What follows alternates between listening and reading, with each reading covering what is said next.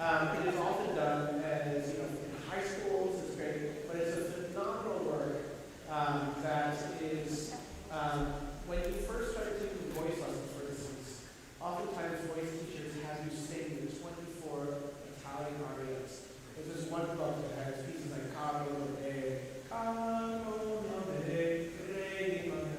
and they're considered to be like the beginning works. But they're all works of great depth and artistry.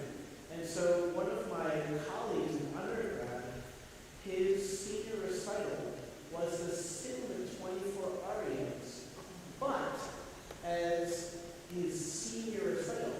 So not just as like an early high school singer, but to sing them at a very high level with all the detail and poise that they require. The foreign is kind of like that too. Sometimes you bash through it, and in reality, there's so much subtlety and beauty in the work that we're going to dive in. So even if you've sung it before, it's going to be easier and it's going to be a lot of fun. I still hear a lot of static.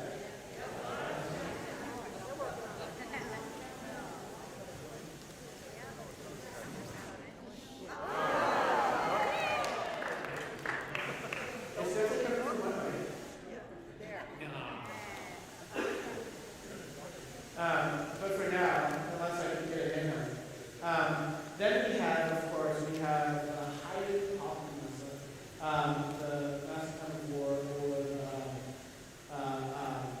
Nativity Mass. And this is a phenomenal work that oftentimes is a little bit of a throwaway. People perform this work. Is there a handheld? Oh, yes, there is. What a relief.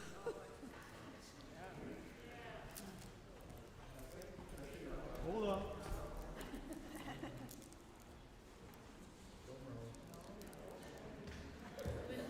Okay. You got it. So the really funny thing is that in San Francisco Symphony, they have what they call clouds. And in San Francisco Symphony, there are these clear plastic reflecting sections, valves, and they can move and go around. And so sometimes the orchestra plays jokes because you'll be in a concert and they're still moving the valves and there's still, it's like a long time, but there's a sound. And so sometimes I get the place, but one of the bass players, Scott, will sit there and actually keep on playing that same note. And everyone's like, are you still moving? I said, it's a practical joke. But anyways, so the Haydn is a fantastic work that, again, is one of his many masses, but it has so much care as Haydn normally has, that to be able to have a lot of time to dive into it is really sort of luxury. And then, of course, we have one of my favorite works, is a bizarre piece that is of a specific time and place, the Beethoven Choral Fantasy, which Sam and I were talking about earlier. Is infamous because the first concert that it was performed at, it was also the premiere of Beethoven's Fifth Symphony, it was a premiere of the Sixth Symphony, it was a premiere of various arias, it was a premiere of also part of his Mass in C, and it was in the dead of winter, 4.5 hours long with no heat. And back then, if you applauded enough, they would repeat things. And so it's a very famous concert that gets oftentimes repeated. San Francisco Symphony has replicated this concept in the past. And we're not going to replicate it, but it is going to be a fantastic piece. We have pianist John Wilson, who's going to be joining us later on in the year. So it's going to be a lot of fun. As Ellen has mentioned, obviously, we're excited. This is Sam, our assistant conductor's final year with us.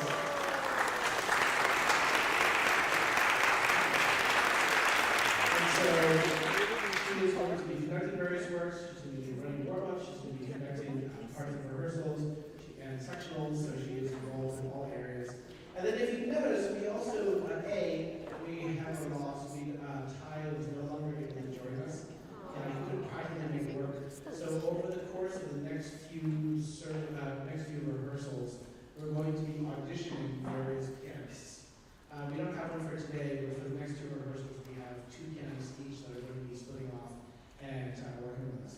But, so the person to my left, at least, you're right, is not an accompanist, but you might recognize him because Fred Morgan has been playing with BCCO on and off for many years, and because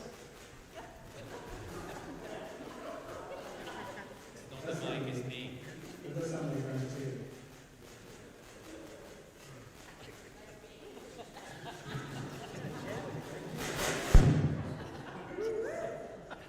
Okay, but Fred Morgan has been playing with us various times in the orchestra for BCCO for many years, and because this is the timpani mass of Haydn, Haydn has a very special role actually for the timpani in this particular work. A very specific role that is something that's very unique. So our goal today is, as always for the first rehearsal, is to dive into music, to do some singing. It is also to overview what the year is going to be like. It is also to sort of dive into what these pieces are about. Because as we all know, music is not just about notes and rhythms, it's about what is at heart for these pieces and how we can best portray that for the audiences when we perform. They don't have the luxury of sitting through an entire semester with us to learn the ins and outs about every single phrase. So it's our goal to make these pieces as vivid as possible, as impactful as possible, and sort of as engaged. So our goal today is we're going to warm up. We're going to actually talk about the timpani and its role in the timpani mass with Fred, talk about the history of it. We're also going to rehearse through some of the Haydn to show how the timpani is really used in that way, and how the chorus responds to it, how you respond to the addition of the timpani in this mass in very specific ways. And then we're going to overview, again, the year, sort of expectations for the year and what our goals are. And then, of course, we're just going to dive into the rest of our repertoire. So, we're going to get started. As always, we start off with a warm-up. The warm-up is not only to get our vocal apparatus ready, our voices ready, but it is also for us to get our centered and mentally and focused for the rehearsal. So, because singing is a physical act for us, we are our own instruments. We do not bring things here except for our mind and our bodies. We're going to start up and get our bodies and vocal apparatus ready. So everybody standing up.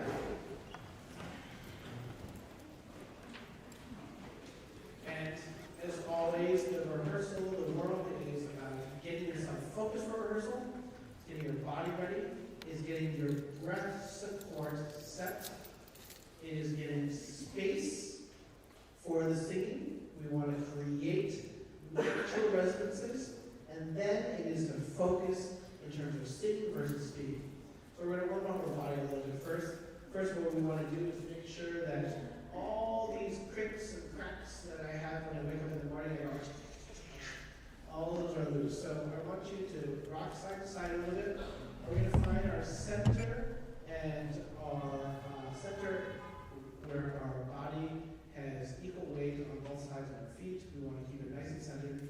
Your feet should not be together because then you actually can't move around that much. It's not actually a very stable position to have your feet together, but it also should not be too wide. And so we call it shoulder width apart. Easy enough to be able to shift weight so that you can get very centered. Then the same thing forward and back. As always, because singing is a physical activity, you want to make sure that the weight is on your balls of your feet and not your heels. If they're your heels, if you put your heels back, your hip actually shifts in a way that is not productive for singing. And so you want to keep it nice.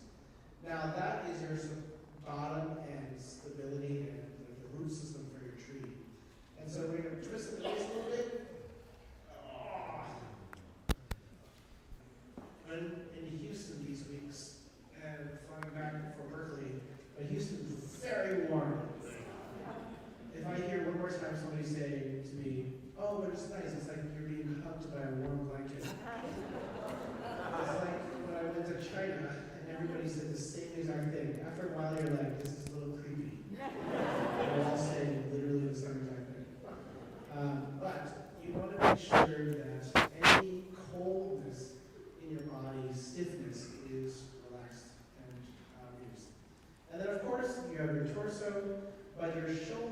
of your arms are above your torso. And so we want to make sure that they are loose and not weighing down your torso. So we roll around our shoulders, our shoulder blades, to loosen them from being, again, weights on your torso. So you're not you're not back and forth. Oh, that I didn't hear any of this. That was better. That's great. Shall we try it? Ha! Then I can actually use my arms.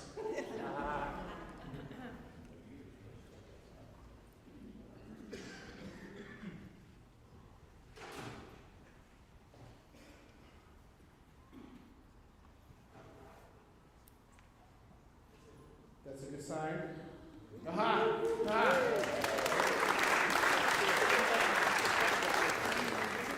Okay, so again, the last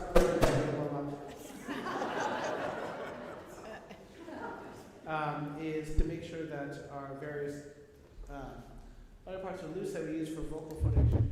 So roll your head around and your neck slowly so you don't break your neck, like I almost did. And you want to keep it nice and loose, relaxed. Okay. And then we're going to start warming up our breath a bit.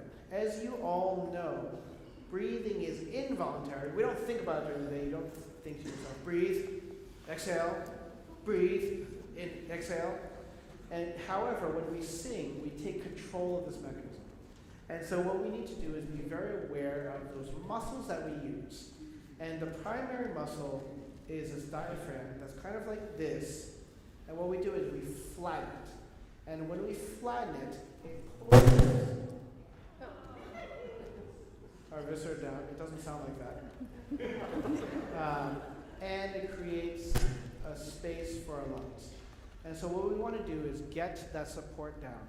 So we're going to breathe in and out. So we're going to just breathe in for 4 beats and breathe out for 4 beats. Just breathe in.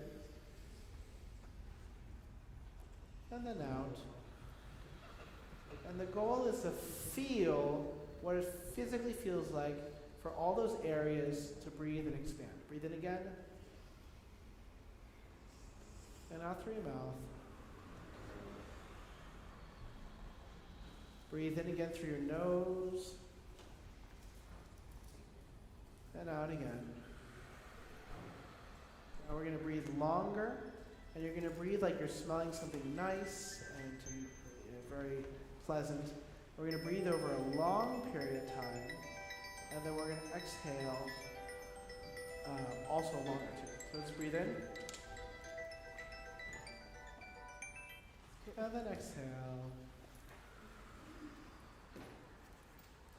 Now when we breathe, we should not be raising our torso. There was one school of thought, French in the 18th century, where you would do this. And then you breathe out.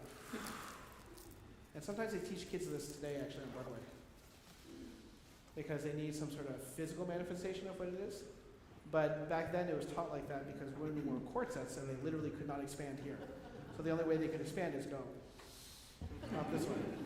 And so we don't do that. We try to keep our torso elevated. And what I was always, we envision is that there's a string that goes from your sternum and remains lifted. And when you breathe in, it's only your viscera that expands.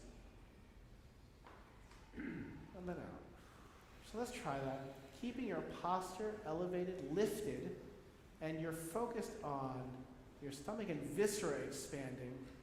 And then some ribs that are not connected by cartilage, that we call them the floating ribs, those also expand too. So let's breathe in, and then out. And the opposite also occurs too. So when we have this posture, when we breathe out, we don't collapse the posture. And so you want to make sure that it's raised and you only think about collapsing, bringing in, and then also up, like a tube of toothpaste for space. So now we're going to breathe in a little quicker. We're going to go, just watch me first. Hold it for a second and then out on long term. Here we go, and then out. We now know from cognitive science, but also from yoga and meditation for years and years and years, that this type of breath relaxes our body. This type of breathing, deep breathing, really relaxes our body. It physiologically has a direct impact on how we feel. And so we want to tap into that because we're trying to lift the soft palate and also deepen the breath so we get space, right? And one more time, and then out.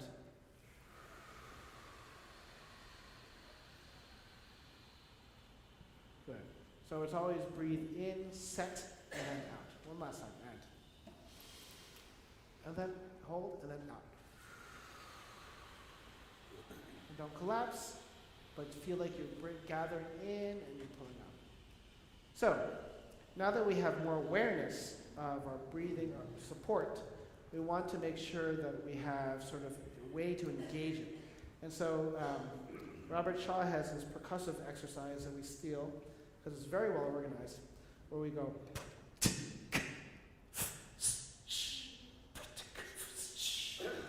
Now, we talk about this a little bit, we do this all the time. But the reason why we do this is the percussive aspect comes from the beginning of your mouth to the back of mouth.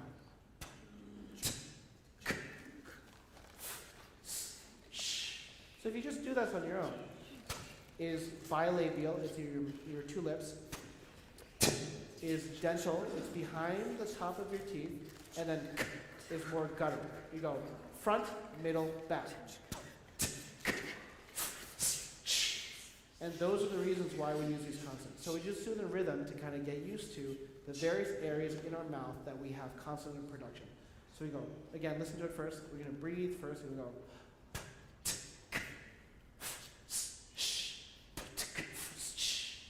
And so it's about agility and trying to, again, focus on the three main areas where consonants are created in our mouth. 2, and.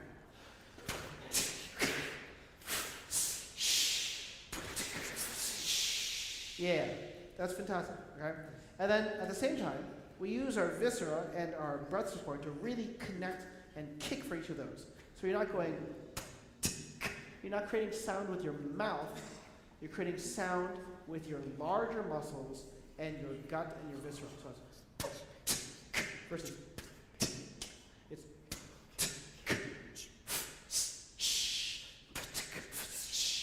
and the last ones are hard, but I want to see if you can get with your gut.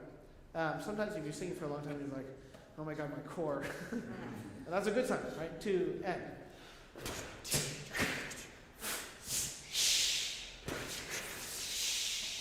Excellent, okay? And then we start getting into phonation a little bit. We're going to hum a little bit. Just take a little sigh. We're going to go, okay, right? Wait. No, let's do it together. Now, the goal is not to make this sound like there's an emergency and the fire alarm is going crazy, right? It's just light, airy. Our range when we talk is about this big, and when we sing, it's this big. And so you don't use this at all during the day, unless you're Julia Childs. And so you want to make sure that we gently warm that up area. So airy, light, very relaxed, and.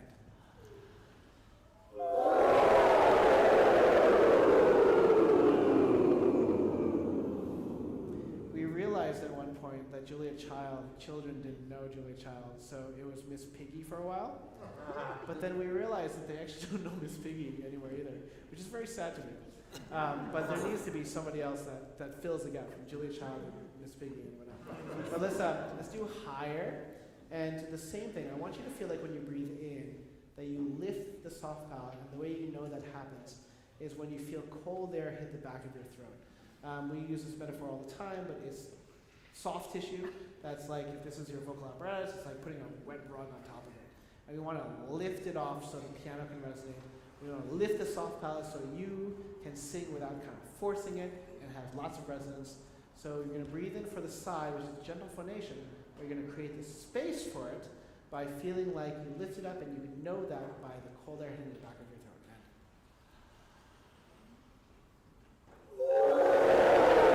Oh, that's great. That's absolutely fantastic. That's really great. And then let's do some humming exercises.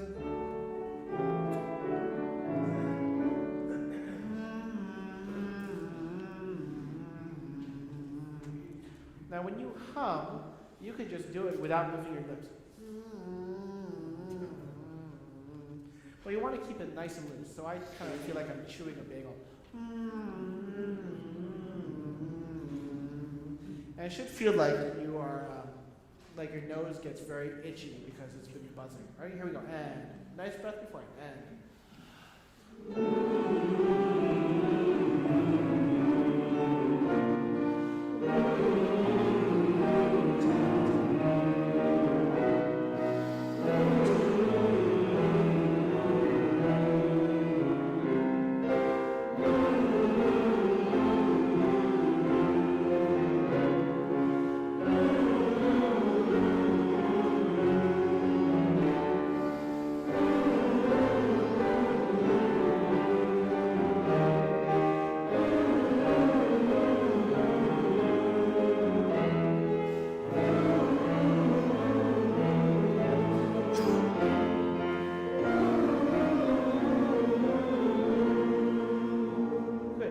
And so that's a precursor. We're going to use that same sort of hum and buzz to go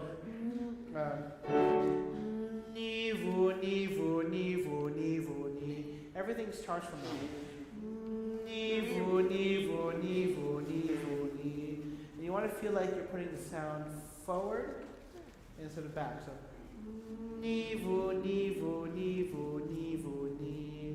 This is an exercise, not actual singing. So it can be very nasal and buzzy. And now.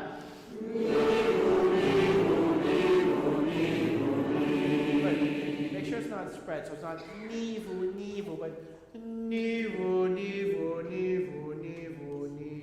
You can even put, a lot likes to do this. Put your fingers next to your lips so you don't go nivu, nivu, but nivu, nivu, nivu, nivu, ni. The E vowel is only done with your tongue, not your lips. So you can go E, not E, right?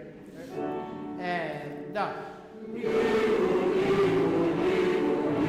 Excellent.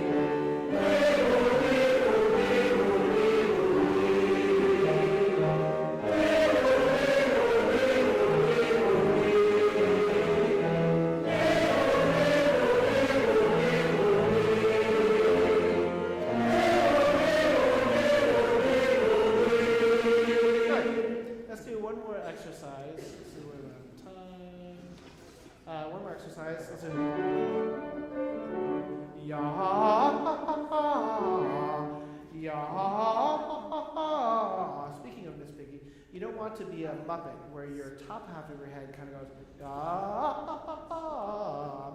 There's this one soprano for a domineo that Mozart wrote, and when she sang really high notes, her head would go up, and when she sang really low notes, her head would go down. And he was so amused by this, he said, "I want her to look like a chicken. I'm going to make a piece where it goes really high notes to really low notes." And so he composed a work, an aria for her, where he did that specifically so he could see her sing like a chicken. So we don't want to do that. We want your upper head to be lifted, but the only thing goes back is your jaw. So it's ah, not ah, right? Okay. Don't do that. Don't be chickens. Ready? And up. Yeah. Good. Make sure it's not like UH, but ah. Ah. Everybody say like you're Socrates. You go Right? This is Socrates, right? The tub. Socrates. Archimedes. Okay. Yeah. See, I knew you'd know. Okay. Right. And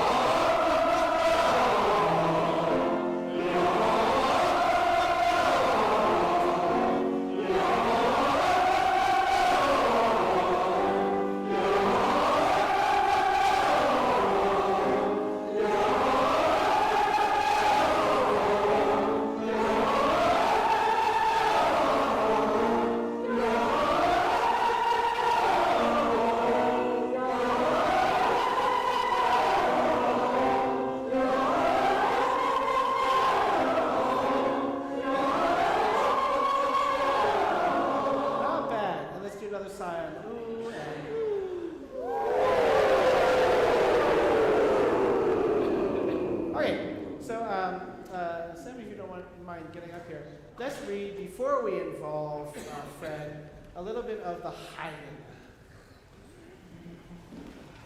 We're going to read it first without repeating, and then we're going to start.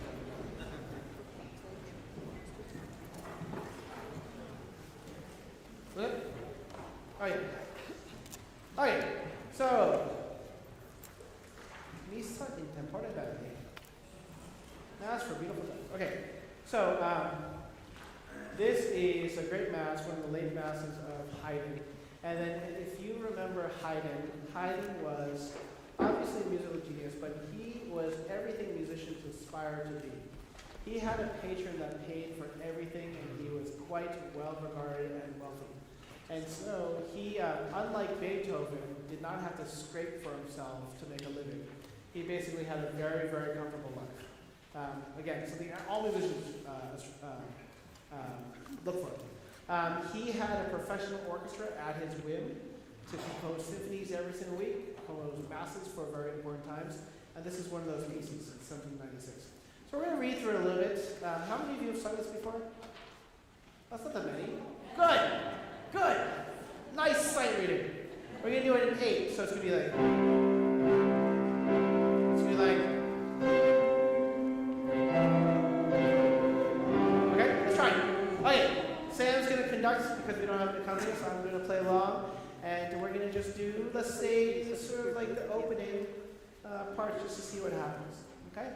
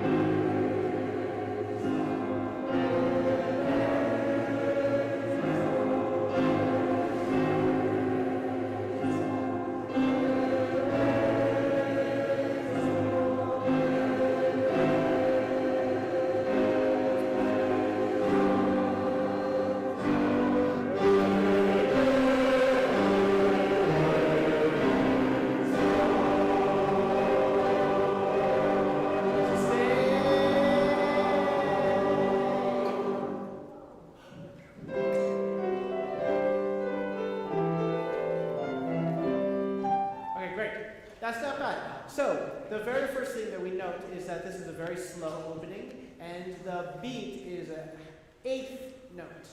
So that means that when you have a half note, there are 4 full gestures of conducting that go on through. Okay, let's just do a little bit again. Now, it says at the very beginning that it's not super loud, right?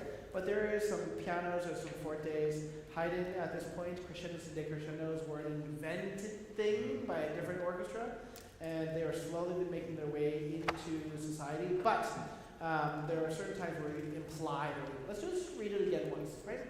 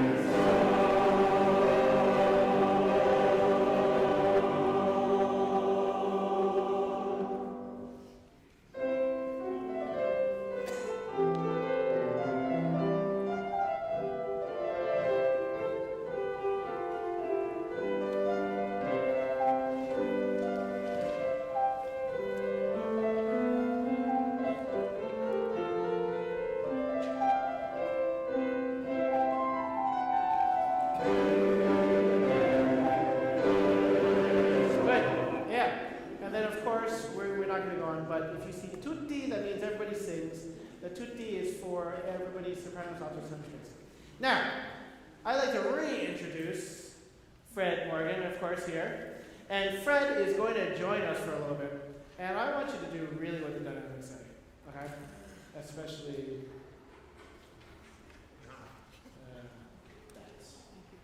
that. Okay, let's do it again.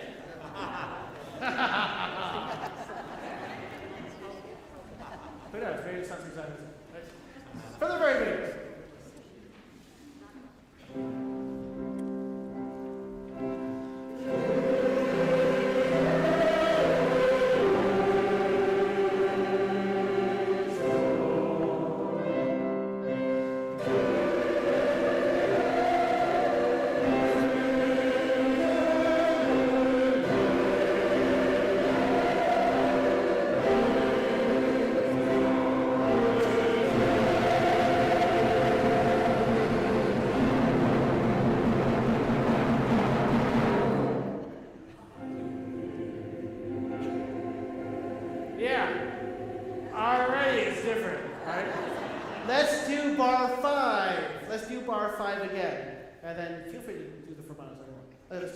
Bar 5, hold on a second. And stop.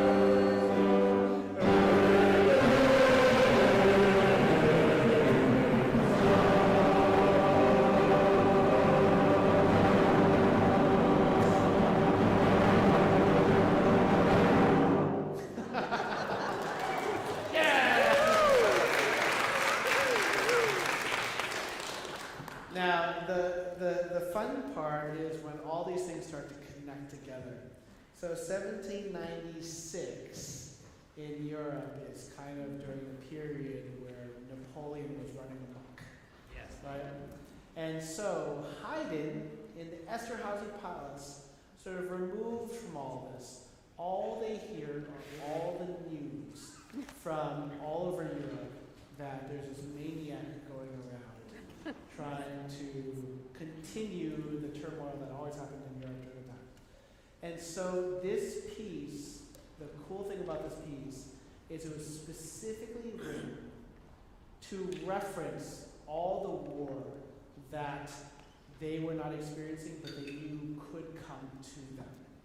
So when you have that bar 5 and the timpani comes through, and unlike any other instrument in the entire orchestra has fortissimo. For Haydn, fortissimo is the loudest dynamic you will ever write. Berlioz wrote 7 Fs, Tchaikovsky wrote 5 Fs. For Haydn, it's 2. So when he has bassoon plays forte, okay, bassoon plays loud. Flutes play forte, okay, it wasn't in the original piece, but sure, we'll have the flutes play loud. But timpani, and only timpani playing fortissimo, means that it should interrupt and completely dominate the texture. But then what happens after you sing that? So you go.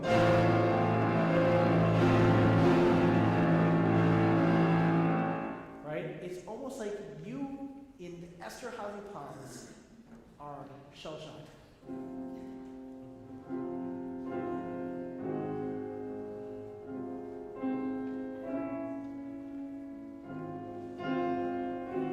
And then you hear that the chorus, you, the audience, everybody gets affected, even though Napoleon has not shown up at the Esterhazy Palace. But that entire dynamic of that time affects this piece very specifically. And that's the coolest part about this, is that oftentimes we have instruments, we've had quartets come in, we've had, for the War Requiem, it's like the Latin versus the contemporary poetry of World War I of the 20th century. But this particular concert, not only this, but for also the Beethoven, because Beethoven loved timpani, we know, The timpani takes the most important part because a timpani represents everything about the intersection of this idyllic, sort of isolated, bubble-like atmosphere at the Esterhazy Palace, plus all of the turmoil they know is just on their doorstep. So we have one of our favorite instruments here, with one of our favorite players, and so we wanted to take some time before we actually rehearsed and did some things to actually talk to Fred. You don't get to talk to the musicians very much. You can kind of just show up and Fred comes in with the drums and it's just like, yep, and they sit here in the corner. Play my timpani can have either 9 million notes or 12. Right? And so, for this it's a lot of notes. But so for instance, Fred, how long have you been playing in the orchestra? Do you know how long have you actually been with BCCO? Okay, you can hear me. Yeah. BCCO, I'm not sure. Maybe 6, I want to say. Somewhere 6 years. I don't think it's quite the 10. Yeah, did you do the War Requiem? You didn't do the War Requiem. No, Britain War Requiem. Yeah. I missed that, but I probably started playing soon after Yeah, that. like Elijah and all that kind of. Yeah, I remember doing a definite Brahms Requiem, Dvorak Stabat Mater. Yeah. Okay, something like that. Yeah, around that era. Yeah, Dvorak, if you remember the Dvorak Stabat Mater, was one of my, it's one of the most tragic pieces of all time. Because he lost all of his kids in the span of 6 weeks. And they were young. And one of them drank phosphorus. It was just phosphorus was just around the house. I don't know what that means. But in any case, yeah, that was a kind of intense one.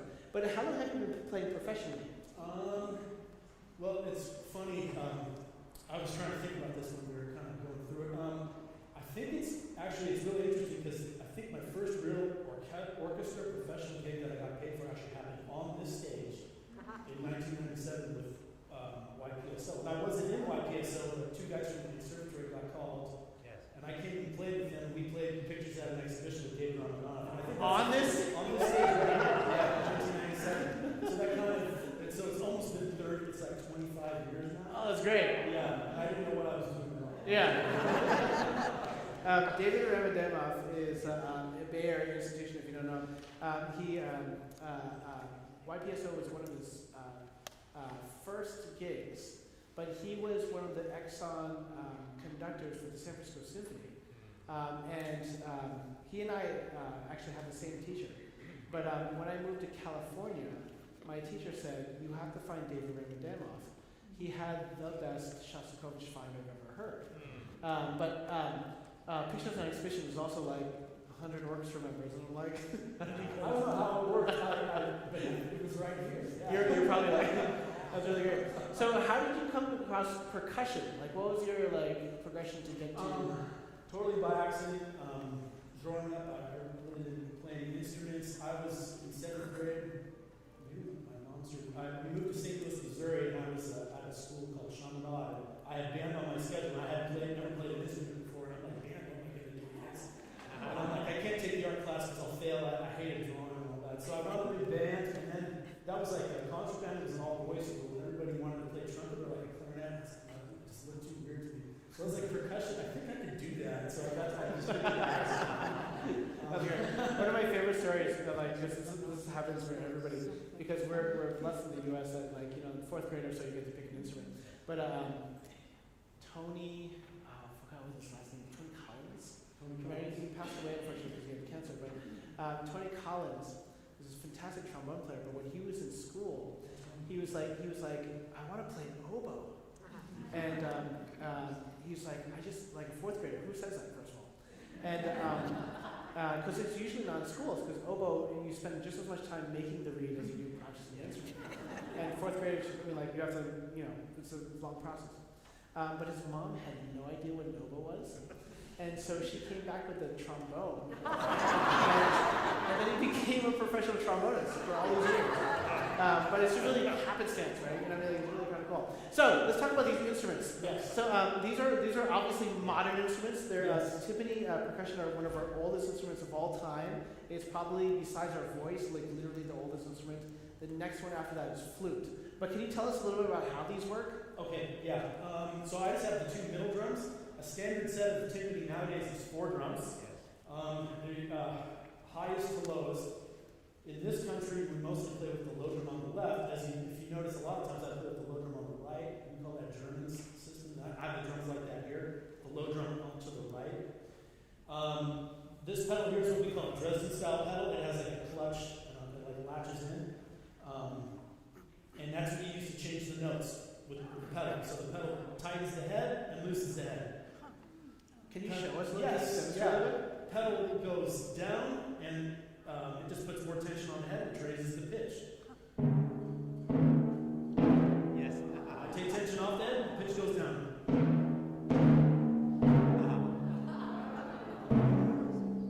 Right, so I'm just releasing, the pedal just releases and puts tension on the head. That's all it does. And each drum has about a range of 6. As the drum gets smaller, the range gets less.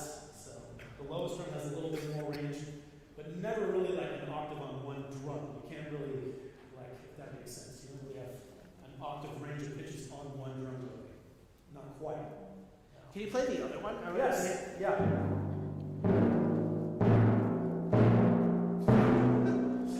So, yeah, I'm just putting tension on the head and raising it with my foot.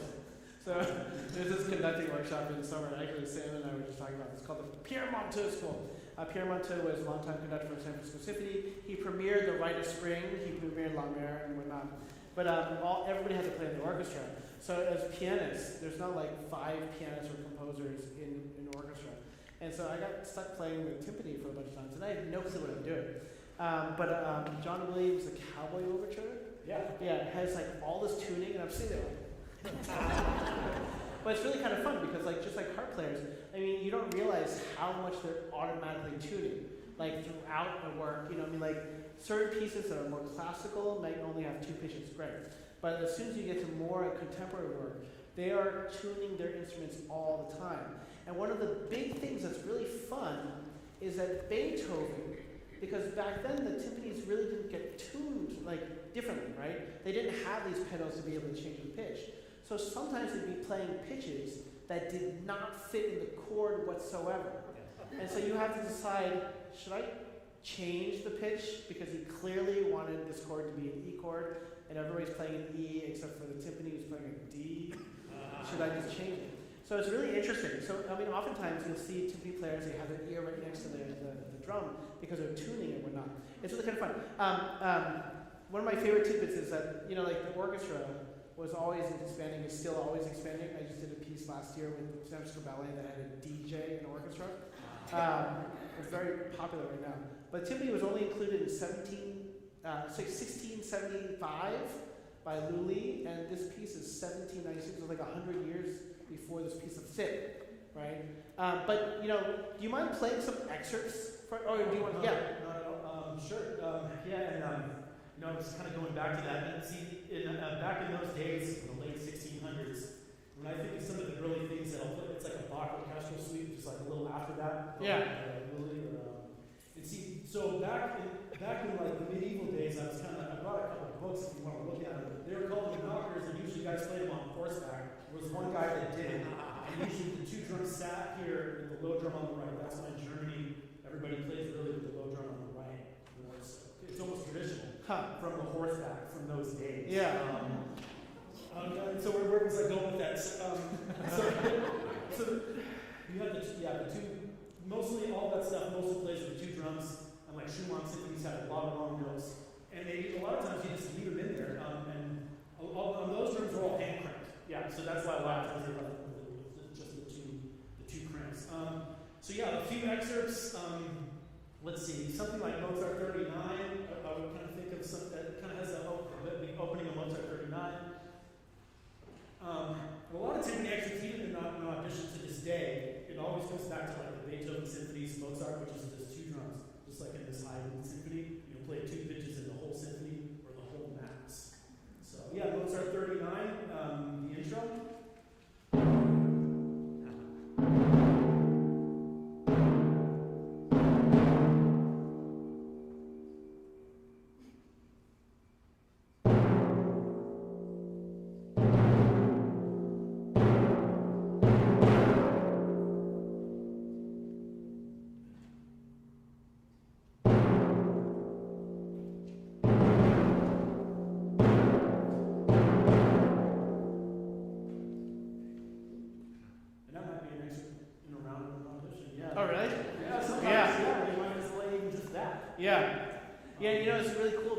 obviously, drums, brass were all instruments, cymbals were all instruments during war, right? They were to communicate, also to like create terror and whatnot. But what Fred was saying, like being on horseback and everything. But the timpani, modern timpani now has so much pitch, right? And so if you notice, he could temper how quickly a note dissipates by controlling how quickly he dampens it. Yeah. And so you'll see he puts his finger on it in very special ways to either do quick or very, very slow. So in that excerpt, part of the difficulty is you want that sound to resound, but you also have to control the tempo in which it dissipates or diminuendos. So like if you want to do one of those with like in the middle of the excerpt, or you actually sort of very slowly make it diminish. So if you do like one hit by itself without anything. Mm-hmm. Oh, without muting. Yeah, without muting whatsoever. I mean, it's still going. Right? And then if you do it the same thing but mute it like very sharply. Right? But then in the middle of that is where I think the audition, this is where it comes to the audition. So you want to try one of those excerpts where we actually... Oh, something short. Shorter, but it's like not as short as a straight damp. Yeah, let's see. Like the end of Beethoven 3. I might, or at the end of Beethoven 3, third movement, you have two notes that are very short, and then you'll be a short little section, and then you'll have the very end. Usually at the very end of a movement or a symphony, the notes will be short. Yeah. So Beethoven 3, end of the third movement.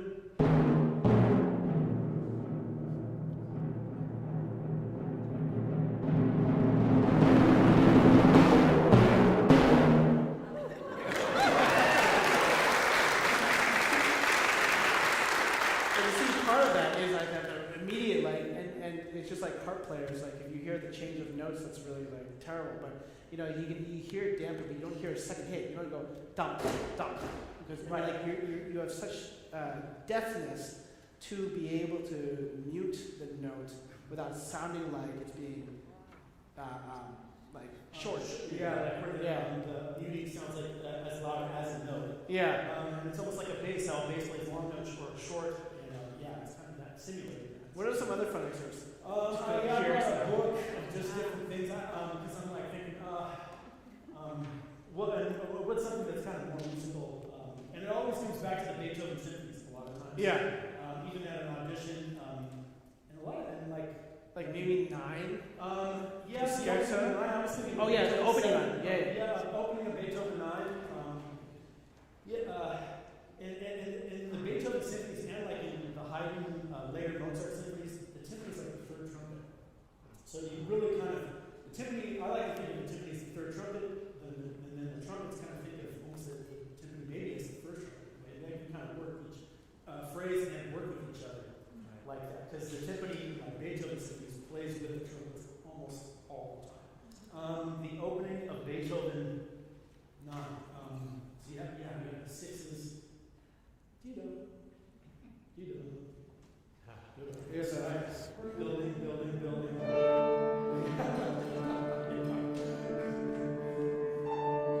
Yeah, right.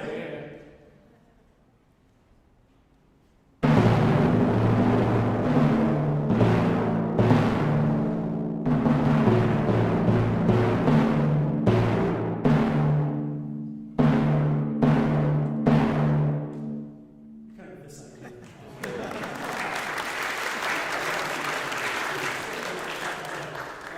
Beethoven 7 is another one. Exposition of Beethoven 7, first movement. The flute, the rhythm, that.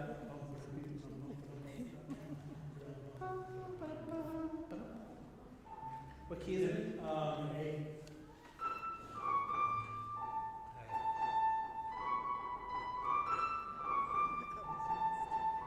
Yeah, so you have the fermata.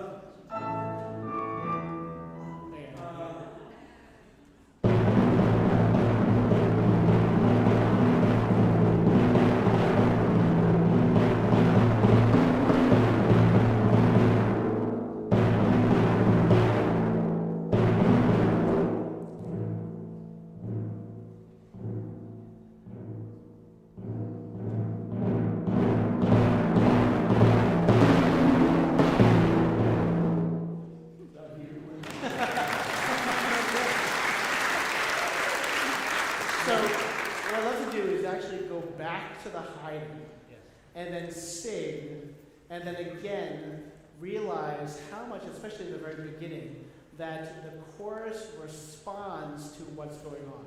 And so let's go back to the hiding. Now remember that you're seated, and so we want to feel like you're standing from the waist up, so you're not sort of tilting your hip and sliding back or putting your feet up. I flew back yesterday, and there was this guy that took off his shoes and his socks, and he put his feet up on the chair. Do not want to do that, or you're sick. Okay, so again, the timpani takes a sort of prominent part, and obviously since you're here, we want to make sure that even in the quiet sections are aware of what you're playing and what not. Feel free to play, like louder, but especially as we get to the fortissimo on bar 5, the more that we hear that and respond to them, the next section becomes very, very distinct and, again, is deliberately written in a way where you're playing off of each other. Okay.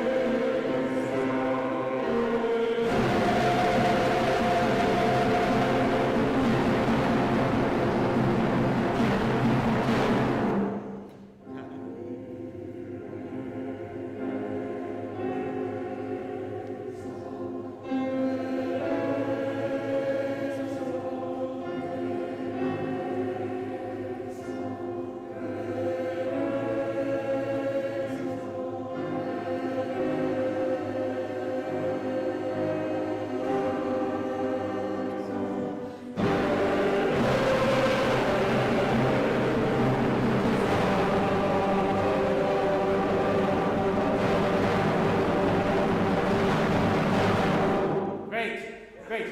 Yeah. So, ki, ri, not re, right? See if we can eliminate the American R. Kyrie ele. Now, try not to make Kyrie ele, but make it very, very forward. Now, remember what Kyrie eleison means, right? That means Lord have mercy. So at the very beginning, it almost sounds very innocent. Like you're at church every single Sunday and you don't even think about the words. And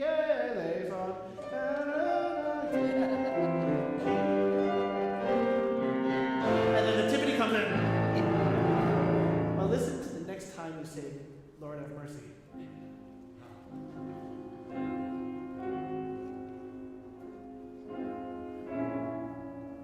Right? It's like you get hushed, you get nervous. We're going to add crescendos, decrescendos for each of those. So, ki, eleison, eleison. So tenors, when you come in, eleison, and the altos, eleison. So can you write in those crescendos, decrescendos into the second syllable? Eleison. So let's start right there. Now remember, the word is Kyrie, so it's not Irie, right? That sounds like it's a little too, it's lacking consonants. Let's start bar 6, right? Ready? A nice breath. And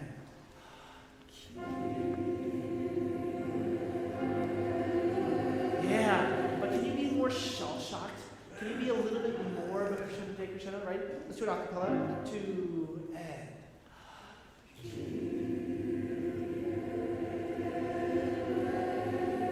Yeah, that's excellent. Now, Kyrie eleison. You have the same note, but different shape. Everybody, sopranos, altos, and basses, right? And down.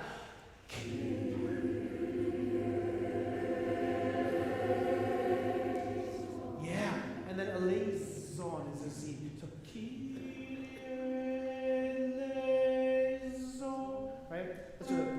Right? 2 and down.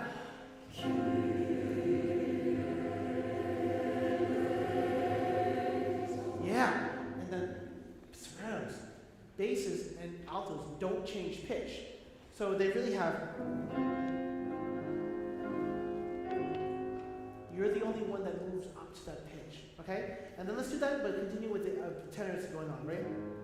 Now, this music has a rhythmic pulse. So it shouldn't be, it shouldn't be mysterious in a ghostly way that you don't know what's going on because it's behind fog. It's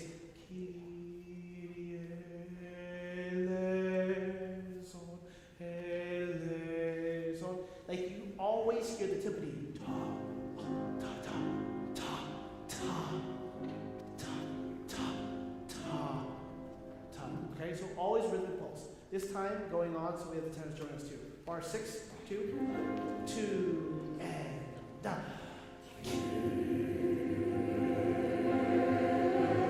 Tenors. Altos. And everybody. Altos join.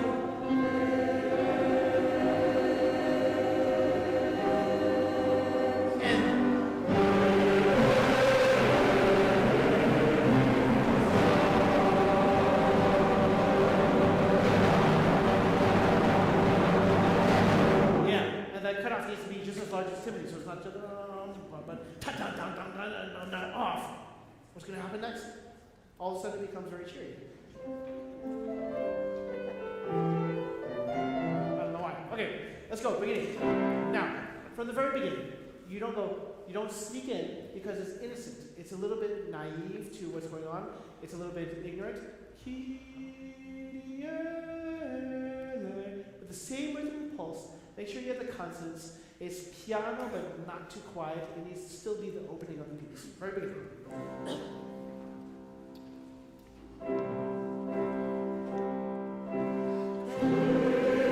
Almost. No, it still sounded like e instead of key, right? Just like key, right? Remember, consonants are always strong. Even if the note is soft.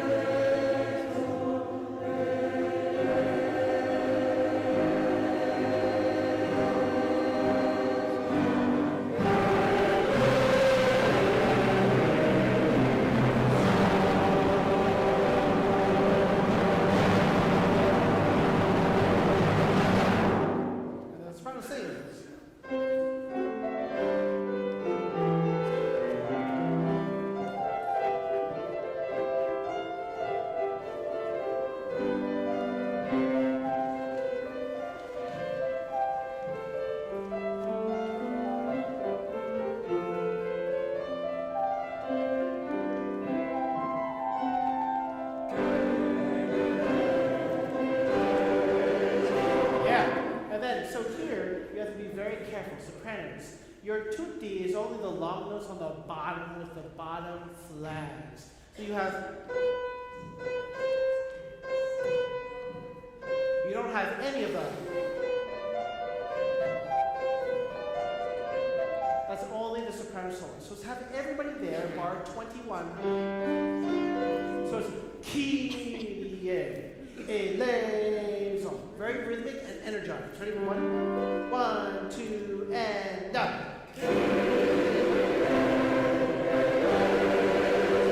Yeah, be a little bit more deliberate about it. Kyrie, breath, eleison, right? Eleison. Right? One more time. 2 and down.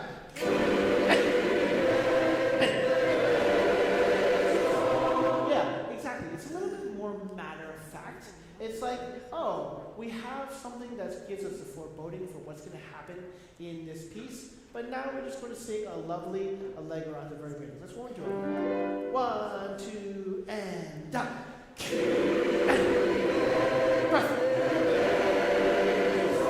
Yeah.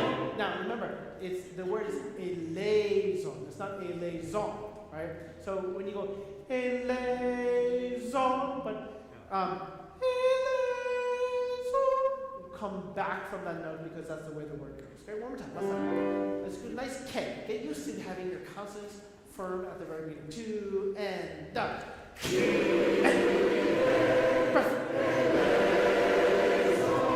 That's exactly it. Let's do the next one, right? Bar 26, which I believe is on the top of your page.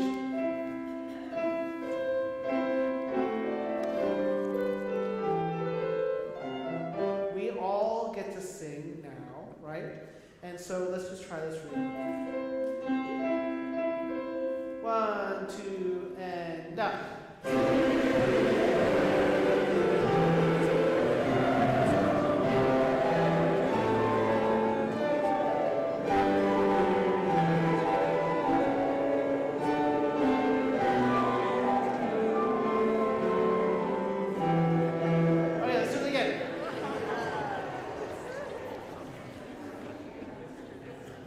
There's a lot to read here. It's okay. Me too. I didn't realize I was playing this until yesterday. No, 2 days ago. Right? Right, 1, bar 26, 1. Let's do it really tiny slow. 1, 2, and done.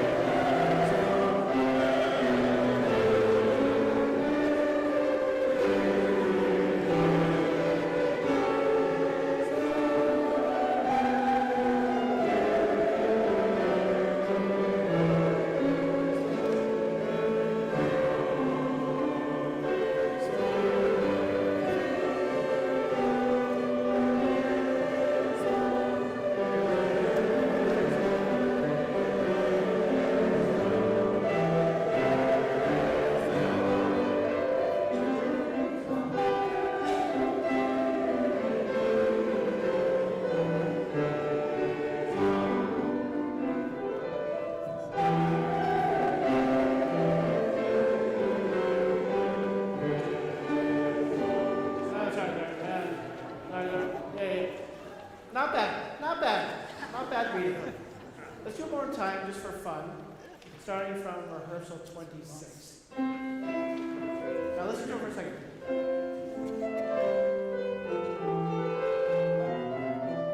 Now do you see that rhythm there? This is a tradition for the classical music where those are actually eighth notes. So don't think of it as a grace note. Those are 16th notes.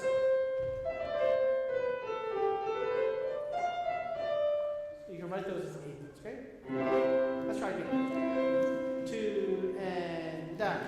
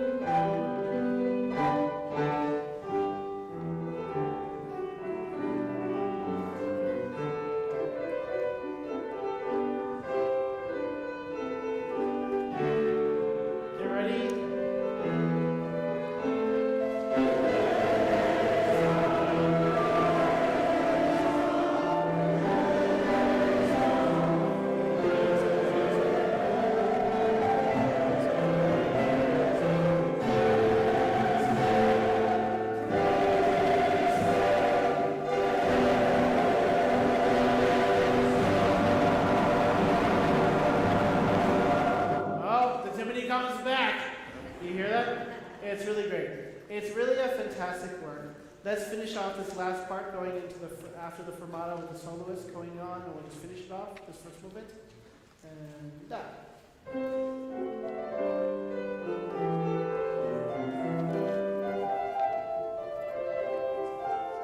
Get ready.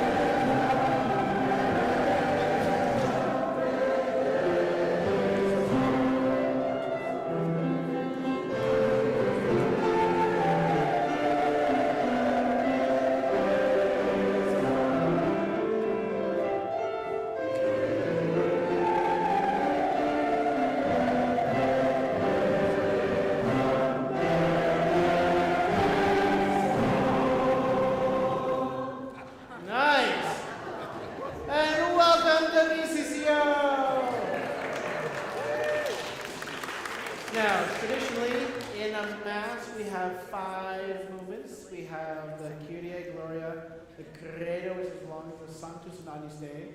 But this is what was considered to be a Mass of a very full Mass. Actually, there was a decree that said Masses had to be shorter to be more approachable. And then that decree was lifted a little bit, and this is part of a set of Masses which are much longer.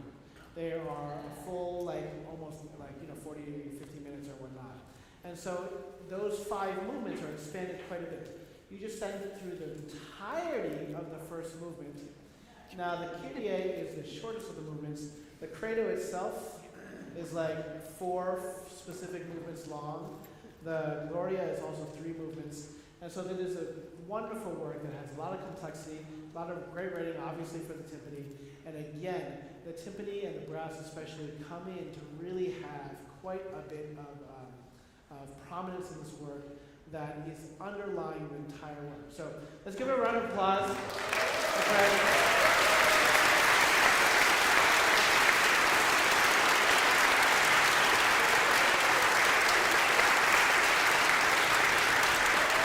Now the fun part is that he has to travel with these everywhere. So we're going to still talk a little bit, still rehearse a little bit, while he tears down his opportunity to take off. But you'll see he's actually one of the longest, the members I guess are the earliest, and then also leaves the latest too. So again, thank you, Frank, for coming.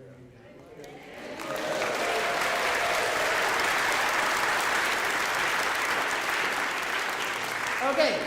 So just before we go for a break, our typical cadence will be 7 o'clock to 8:30 or so. I want to talk a little bit about BCCO and what the plan for the semester is. Because BCCO, some of you know this, some of you might not know this, some of you, this might be new, is a very special organization and is something that I believe in very strongly. I've told this story before, but I do always want to repeat this. There was this time where I was online in some of the online forums, and there was this kid, who was 13 years old, that had their family had a new kid. He was going to have a brother for the first time. And he was like this wunderkind genius musician who wrote a violin concerto. And this violin concerto was great. You know, it was romantic and full, and obviously this kid's technical abilities really showed off, what he could compose. However, when he put it online and he said, I wrote this because I'm really excited that my new brother is going to be born, and I wrote a concerto in honor of this baby brother. The comments were crazy. They were like, well, he's obviously talented, but needs lessons. This is his derivative of Wieniawski and Brahms. And we're like, does he know who Wieniawski is? How many of you know who Wieniawski is? And so, for some reason in music, there is a distinct thing that happens that doesn't happen in some of the other arts. One of my favorite episodes of, I've again told this story many times, so forgive me if you've heard this many times, but one of my favorite stories is Mr. Rogers was painting, and he was painting a house. And he's just like, I just want to paint a house. And sometimes, the house literally was this.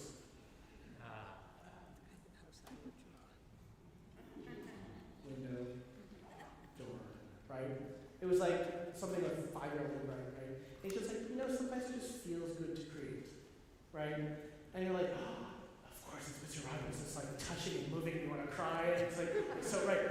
But for some reason, we sat there and just like, if he came up with a drawing, like if my 4-year-old makes a drawing and, says like, I'm really excited that we're going to go to the mall tomorrow, whatever, I don't sit there and be like, yeah, but you need lessons, right?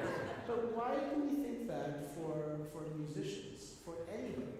And so, I used to do this a long time ago at the beginning of BCCO, but I used to ask, and I still do this sometimes when I do clinics, I say, how many of you in this room were told when you were young, your voice wasn't really great, maybe you should sing a little softer, or it's not coming to that part?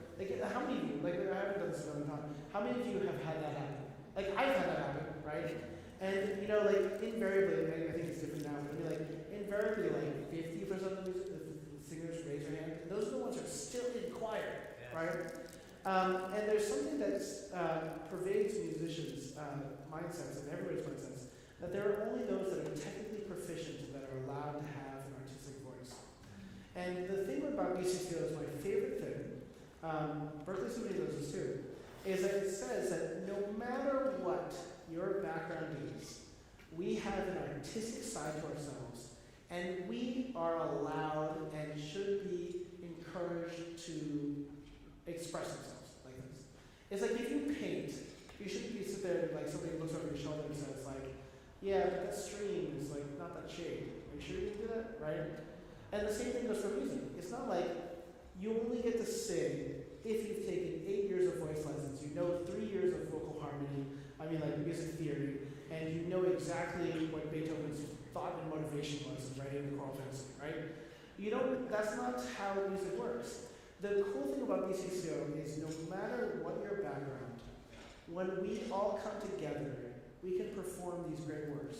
No matter if you've been singing with San Francisco Symphony Chorus for 20 years, or if you've never sung before, you can't even match pitch. It doesn't make a difference. All of us have an artistic voice, and coming together, we can achieve these great things. The board came together 10 years ago. This was when I was only here for 3 or 4 years. And we said, we're getting turned down from grants because we are the Berkeley Community Chorus Orchestra. They want to support professional organizations. Even though we do Brahms Requiem, the War Requiem, Dvorak's Salvador, and we do things at a high level, we're getting turned down from grants because I think they have a prejudice against community orchestra. Should we change our name to the Berkeley Chorus, right? Or that sounds like a school, right? The Berkeley School.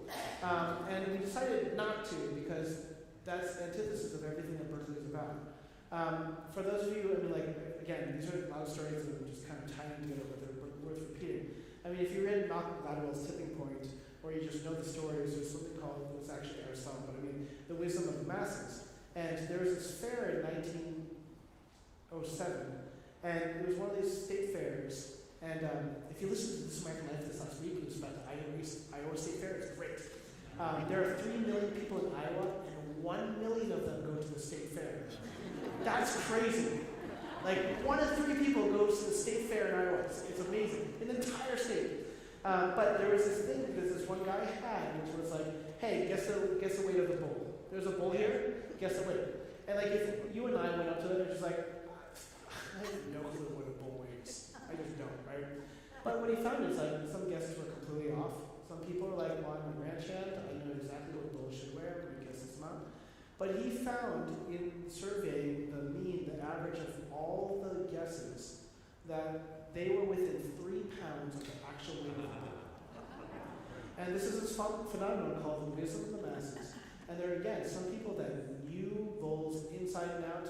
Well, I know it's spring and it's February. The bull's probably 1,000, 100 pounds. But maybe the horns are maybe the horns are next to 2 pounds. But it doesn't make a difference. Everybody with their experience, they basically were able to guess collectively the weight of this bull within literally 4 pounds, you know. This has been replicated many, many times.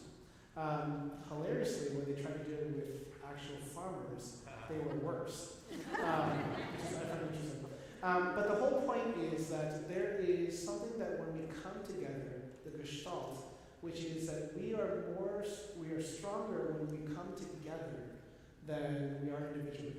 And the whole point of BCCO is that it doesn't make a difference what your musical background is. At the end of the semester, we're going to have a fantastic time diving into 3 phenomenal works, and we're going to perform it at a very high level, and it's going to be exciting and a lot of fun, right? And we will do that whether it's the War Requiem, the Four Requiem, even if we've performed it many, many times before. Now, the part that's slightly different, that is the next step, is that there are some rules that happen with this. Nobody knows that the Wisdom of the Masses actually has some guidelines, otherwise it actually doesn't work. One of them is obvious. You actually have to have some background. You need to know what a bull is to be able to try to guess what a bull is, right? You need to have some experience with music. All of us have that because we all listen to music. That's what we do. That rule is already set. But if you were an alien, you come here and they're like, guess the way the bull, you're like, I have no clue what you're talking about. That's actually not going to work as a substitute. The other rule is that you actually have to try. Yes. The thing is that if people came to this fair and they said, guess the way the bull, they're like, I'm just going to write a silly answer. Right? And they all do that? Of course. They're not going to get to the right answer, right? Or a collective wisdom process. That's actually really important. And the third rule, which is my favorite rule, is that you have to trust that everybody is doing number 2. You actually have to trust that this system is that everybody is going to try to guess the way of the bull. You have to trust, as we as the Berkeley Community Chorus and Orchestra are trying to make music together, that we want to be here every single Monday, and we're working towards our goal of performing. And those actual systems are, regardless of music, for the Wisdom of the Masses as a concept, are critical for that idea to work. We just have to have some idea of what music is. That's easy. We have to say, when I show up to Monday rehearsal, I'm going to be present. I'm not going to sit there and be like, where are we? You're right. And then the third one is that you also have to know that everybody in this room is here for everybody else. We are here for ourselves, but we're also for everybody else here. Because we can't do this, we can't. Sam and I, as much as we'd like to, if there's no chorus, we're just not going to sit there and like, we can't sing all the parts together. We can only do this. When we have this chorus of like 200 people, this orchestra of like 60 people, all performing this together, it's the most thrilling thing in the entire world. So the goal is that when we talked to the board about this a couple months ago, I think we sort of lost track of how the rehearsals go and what the purpose of BCCO is. Because sometimes I would get an email back that says, I feel like you're being a little hard on us. Remember that we're a community orchestra. You shouldn't have very high expectations. And that's not, I actually have very high expectations. What it is that the very first goal for all of us is the simplest goal of all time, is that from the beginning to the end of the rehearsal, we get better. And it doesn't make a difference if your goal is, I want to match this pitch, and at the end, I'm closer. Or it's, you've known all this music, I know some of you, there's some of you that sent me notes about this note doesn't look like it's right. Is it right? When I look at the word text, this is different. I'm like, whoa. Give me a chance to look at the score too. But it's then maybe it's like I need the pronunciation on that high F to be really clear. And that's the thing that we're doing. But the goal is, if all of us do that, then what ends up happening is that we get a performance. I think I've told you, some of you, when we did Elijah, not this past time, but the time before, it was like years later, I was listening to KDFC, and I was like, wow, this course is really good, Elijah. I miss Elijah. We should do this again. And it was like, and that was a movement from the Berkeley Community Chorus and Orchestra. I was like, that was awesome. Oh my God, that's amazing, right? But it's like we have the ability to do that because of the very nature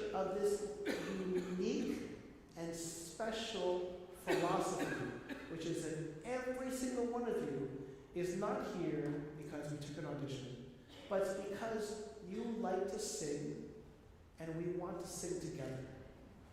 That's it. And that alone means that we can do all these great things. That's all it is. Now, I want to talk about some very pragmatic things, because this is the first time we're rehearsing together. The very first rule of being a BCCO is to be present. That's a very Northern California BCCO thing, but like be present. You have your mind here. You should have a pencil. BCCO is hilarious and great because we have embossed pencils, and you can use your BCCO pencil to write in your notes. But regardless of how you write your notes, when we're in rehearsal, you should write things. If it's a paragraph to say, I need to take a breath here because I keep on forgetting because I turn the page and I keep on forgetting, so I need to write a note right now so I can, when I turn the page, I can take my breath. That's great. If it's like, take a breath. Doesn't make a difference. But the goal is that, when I go back to my scores, not these scores, but when I go back to my scores with the four Requiem that I did in high school, I'm like, wow, that was really great. I remember that rehearsal, and that we actually tuned that chord together for the first time. Wow, that was really cool, right? The goal is that we need to build off of things. Just like there's a tipping point where I say that there is a point where all of us come together and risk something and it becomes exponentially better. There's also before that where we're not quite there. Sometimes I get stuck because we get a concept and it's like 50% there, but it doesn't feel right for me until it's not 100%, but it's like 70, 80% are there. And so I get stuck. And so the goal is that we get enough critical mass so that we all pull each other together to be able to do it. And the goal is very simple things. When we do a breath or exercise where we say, let's breathe together, right? I'm not saying that the tone has to be perfect. I'm not saying that the pitch has to be perfect. But if we don't breathe together, we're not a chorus together. That's when I go back and I'm like, okay, let's do it again. Because we're not all doing this thing together. That's not being part of us. That's saying we need, in order to do this, to be a community. And that's what this organization is about. That's what we're all here for, is not only to sing, but to sing together. And if we're not singing together, that's what our job is to say, hey, we're not doing this together. We're not getting to the essence of what this piece is. This piece is knowing that it's the timpani mass, and every single time Fred plays, interrupts us, we as a chorus get affected by it, right? We need to know that, and we need to sing together in a way that shows the audience that we're aware of that. Some basic things, if there are things that you forget, there are things that you make mistakes. Everybody makes mistakes. Literally everybody makes. If you watch boy choirs and children's choirs, it's the cutest thing in the entire world. They raise their hand every single time they make a mistake. So rehearsing them also you see. Right? Because it's normalized. That's what rehearsals are for. If you watch Bernstein, there are plenty of times. There's one of my favorite concerts of Bernstein. He didn't memorize and he completely forgot what movement he was on next. He's just like,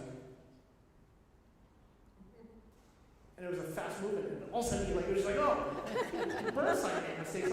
We all make mistakes. That's not the point. The point is to be present and make music, and we just kind of do it together. It's not like nothing is ever perfect. It's just a terrible word for everything. So BCCO is great because there are many, many resources for all of us. The website has, we'll often have translations, have pronunciation guides, we'll have oftentimes, this is your part in the whole. But also, as you know, and some of you know, there are many, many section leaders that will give you all the information. I've made it a goal this time to have my score have all the markings, so we can just scan it like we used to do in the past. And if you miss some markings, the section leaders will have it, or you can get it online. But can you do section leaders raise your hands? And because there's a whole bunch of, in most courses there's one section leader, but here there's a bunch of them. So raise your hands, look around. Basses, where are the section leaders? Oh, they're over there. So these are the things that are about Berkeley Community Chorus and Orchestra. Our goal, I had a list of 12 of them. I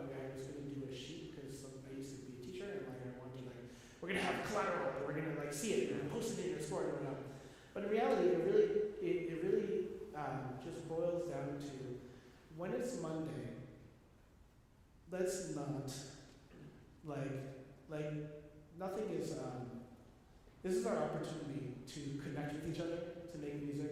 Whatever ridiculousness happened in the week, like, whatever happens in November, like we're still gonna have a rehearsal. But I mean, like, you know, like, we get to perform this great music. So my goal and my challenge, which is not a big challenge, is just when we're here, let's come together and make music. That's it. Let's try to connect to the music better. Let's try to work on it so we feel like we bring out what Beethoven says, what Haydn says, what Fauré is all about, right? Fauré doesn't have a Dies Irae. Well, it kind of has one, but like he has an In Paradiso. And a friend of mine was like, yeah, so like tell me about In Paradiso and Requiem. I'm like, oh my God, In Paradiso and Fauré and Durflé are the two most famous things because they didn't think about death and destruction without salvation. They thought about sweetness, purity, innocence. The Fauré Requiem is all about that. And if you go on tour with us, we get to sing Fauré's church. Like, that's going to be special. And that is what we want to create, right? The church in the secular way, which is funny thing to say. But we are here because we want to connect and make music together. So I told the board that I wanted to say a few things like that at the beginning because we do have high expectations. We do have the whole expectations are that we can really connect to this music in a very deep way. And the more we do it together, the deeper we can do that, right? And that's what we want to do. So after break, it's going to be actual, just normal rehearsal, diving into these works. But the first rehearsal of the year is always a time for us to re-establish, getting on the same page together. But let's give another round of applause for Fred. Thanks, Fred.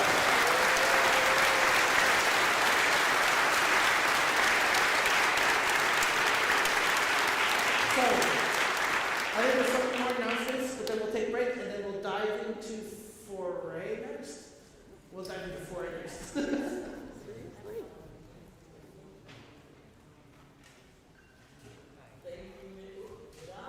Not yet? So thank you, Ming. Yes, mistakes are good. Really good. That's what I always used to tell my students. That's not my announcement, but I like making mistakes. So I have 3 quick announcements. One is, if you read your course notes, you know this, that the tour to France next summer, to Paris, is on. You can get the itinerary. There's a link in course notes. And next week, Linda Berti will give you, she's done such incredible hard work on this. She's giving out the price for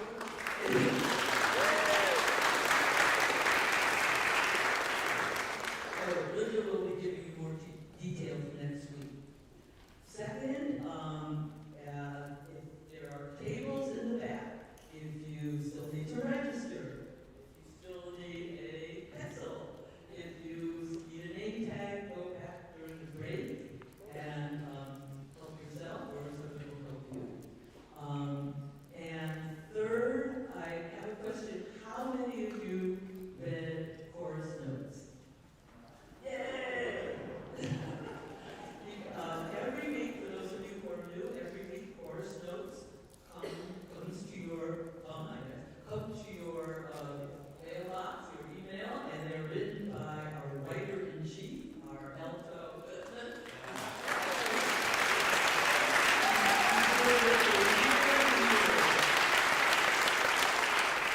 And in those notes, you'll learn everything. You'll know what the COVID policy is. You can know what story chorus is. You don't know, you can find out. And if you have any, you also will be able to know about upcoming sectionals. So please read chorus notes, and then if you do, the announcement segment will be shorter. How long is the break? 10 minutes? I'll see you in 10 minutes.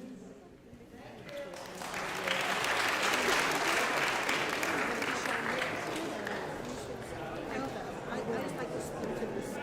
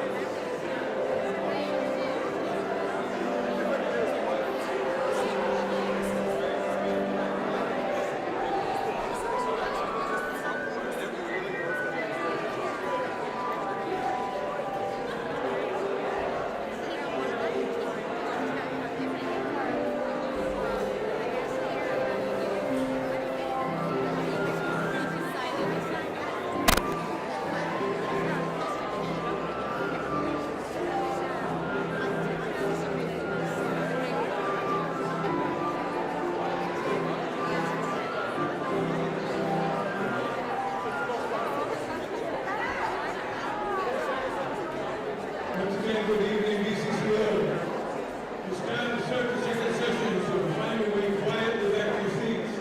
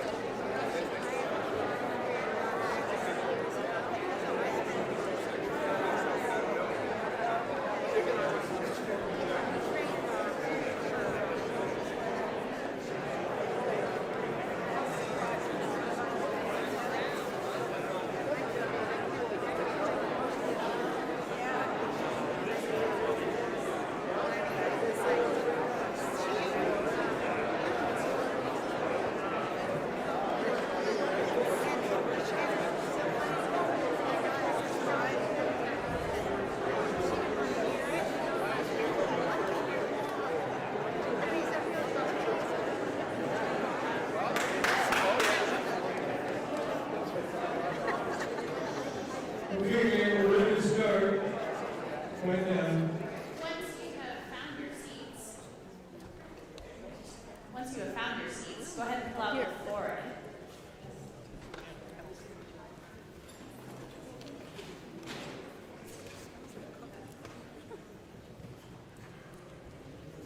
So, this piece is an interesting work. Oh boy, I'm struggling with my microphone here. There we go. Good? Yes, you can hear me? Good? Excellent. It's an interesting piece as it was mostly composed from 1887 to 1888. And then it went through a very long history of revisions and reorchestrations and additions to become a small 5-minute piece to the format we perform in today. This edition that we are performing was premiered in 1900, so about 13 years after before I originally started working on it. Despite the fact that it was kind of reworked several times, it really does stand as a very complete and coherent work. As Nick kind of hinted at earlier when he was talking, it's much more meditative and introspective than some of the masses and requiems composed by Fauré's contemporaries. So it has this much more kind of inward-looking feeling to it. It's much more gentle. In fact, the composer said, "The piece is gentle in character, like myself." Which I know as a self-assessment, perhaps how accurate that may or may not be, but it's what he wished. So you can think of that as you perform it. And it's really, especially in the ending, a lot of requiems have this kind of infusion of maybe fear or unknown or kind of this uncertainty, but this piece is really composed more as, quote, a lullaby of that. So it really does have this more like gentle and peaceful quality about it. I think it shares some harmonic and stylistic similarities to the Duraflay that we performed last semester, last spring. So you might find some of those similarities as we rehearse it. We will be doing the French Latin pronunciation, if you recall from the Duraflay as well. We'll kind of work on that as we go along. I'm sure there will be a pronunciation guide to come. But we're going to read the first movement of the Fauré today. So here we go. This is also, like Haydn's first movement, is an 8, so it's subdivided 4.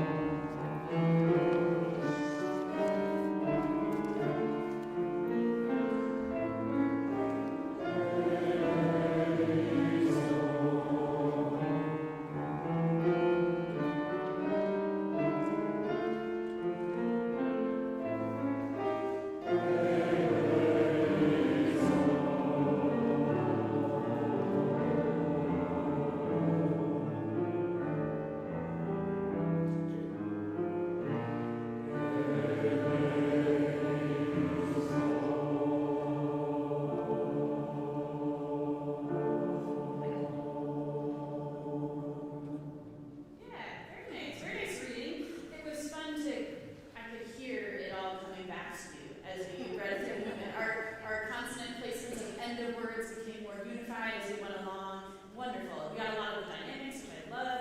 Let's go back to the beginning. I'm going to refresh your memory on some of the pronunciation. So as we said earlier, we want to get rid of Americanized R. So requiem aeternam, dona eis domine, the et lux, it's a much rounder U sound in the French Latin. So et lux, you can think about it as a U with an umlaut, or L-E-W-K-S, if that helps you as well. Et lux perpetua, same thing, tua there. Luceat, that's a sibilant S as that C sound. Luceat. And then luceat eis. And that's what we have for the slow introduction. So let's read that much. Let's practice our pronunciation. We'll work on some of the consonant placement as we go through. Here we go.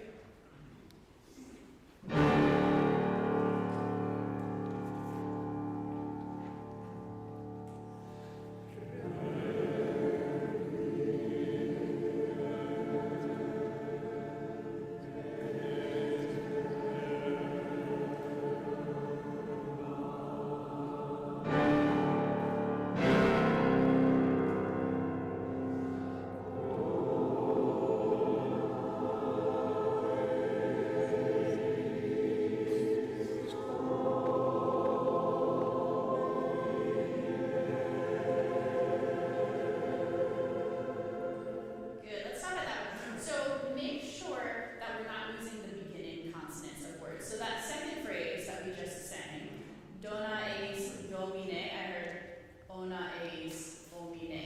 So get that beginning D sound, that D consonant. Just make sure within the context of the sustained sound and within the dynamic as well. Just make sure we hear that beginning consonant. Let's go right on measure 4. So the beginning of the second phrase, measure 4.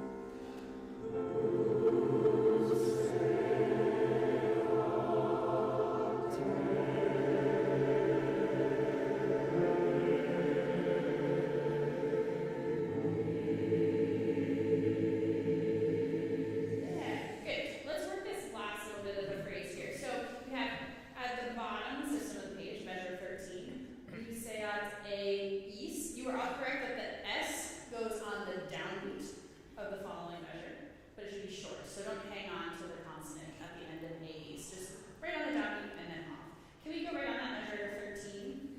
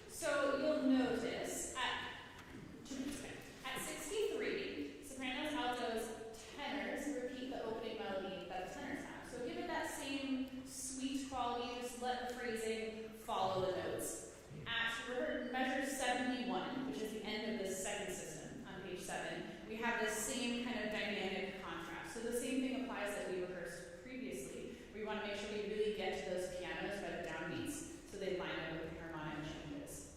Basses, in the second to last measure of page 7, make sure that we hear your crease because you're the only ones who come in on the downbeat. So just a little bit stronger opening consonant there.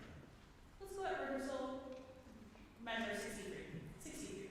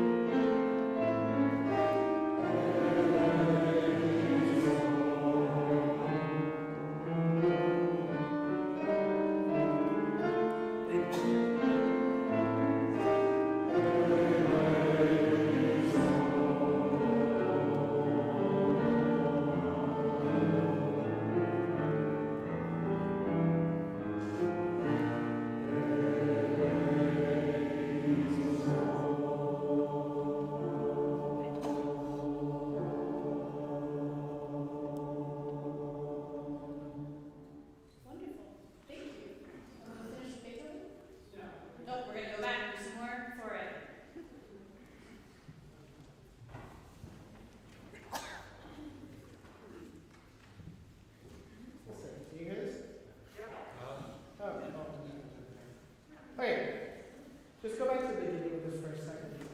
So the biggest thing that we want to emphasize is, like I mentioned in the section before this, we've all sung, many of you have sung this before. We want to bring to it refinement that just, it's not sort of like lackadaisical, but has a little bit of intention. So the key thing for this is that French music is much more horizontal than it is vertical. And English and German are vertical languages. To be or not to be, that is the question. You know, it's a march. Right? French music, qu'est-ce que tu veux? Manger ce soir, or something like that. Whatever. It's like, it's very much without tam, tam, tam rhythm. So the music reflects that too. It is not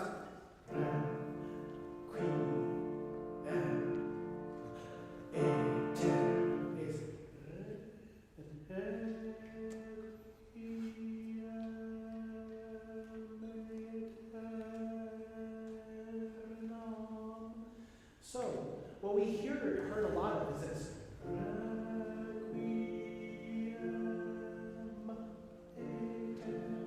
That is not, see if you can do it on a new. On new. Now that's new. And sustain it, right? Make it eerie. To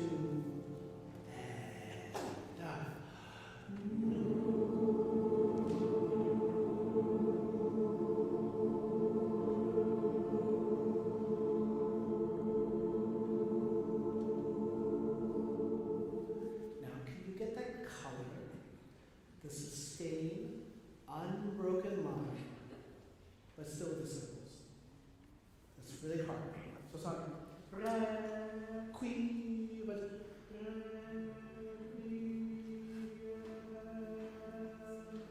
you actually sing through the long note, not bounce off. When you get to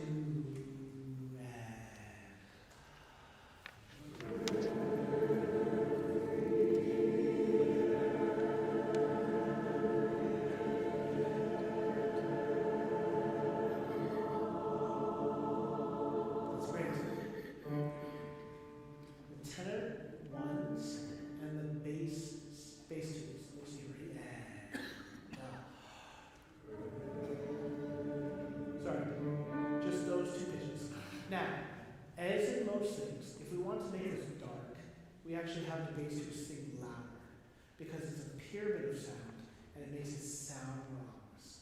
So the basses should not sing pianissimo here, but they should actually sing mezzo piano. That's not forte, but it is two dynamics louder than pianissimo, right? To give it this structure, and up. That's it. That is exactly it. That's the right balance. Now let's add the other notes. So,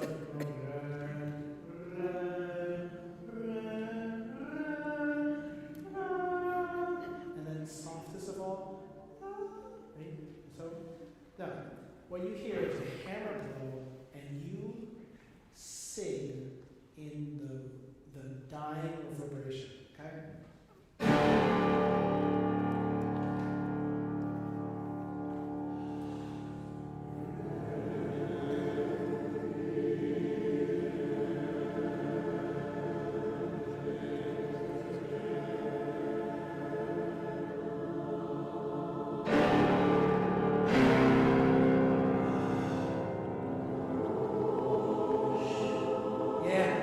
Every single chorus does this.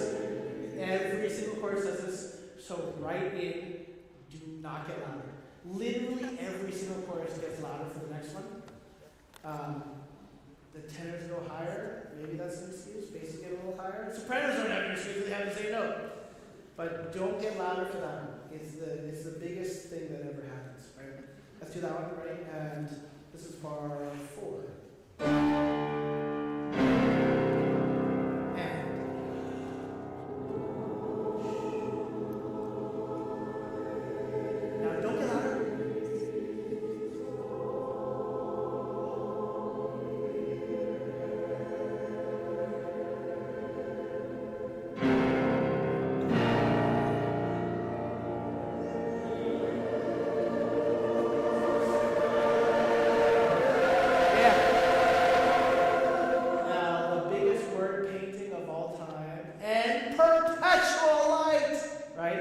So you become like the light that grows and grows and becomes so overwhelming it's overexposed in the movie, right? And you're like, oh my God, right?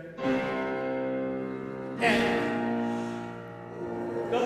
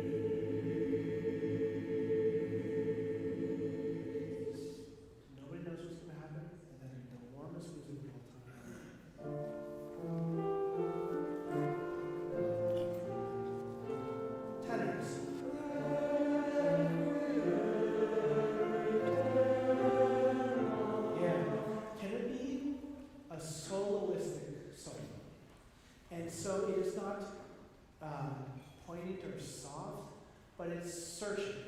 So it's not but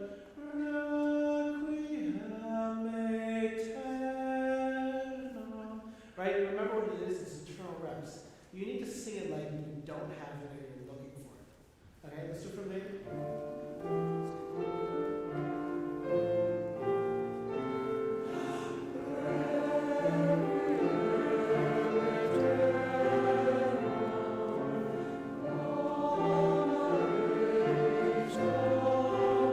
Long phrase.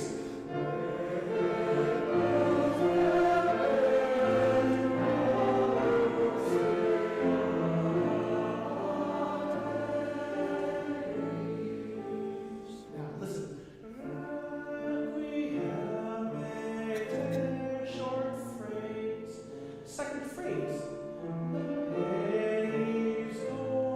Short phrase. Long phrase.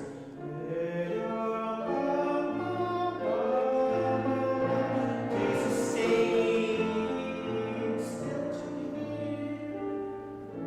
Now this is a thing that happens in classical music all the time. Not just classical music, but classical music too. 224, 112, short phrase, long phrase. Short phrase, long phrase. So that third phrase you need to know is a long phrase, and you need to have energy and preparation for it so you get through it. Why don't we have everybody sing as a last thing because we're over time. Start from bar 18, everybody sing the tenor phrase, and we're going to do the same thing. Short phrase, short phrase, and long phrase, as if we're all looking for the meaning in this record, right?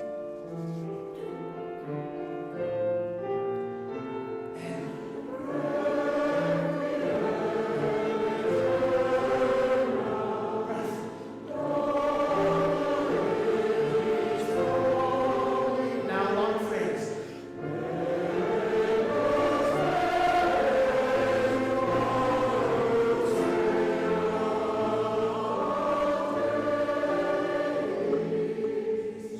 And you're not there yet because you end on this chord. This half case chord. We don't have rest yet. And thus begins BCCO's year. Thank you all for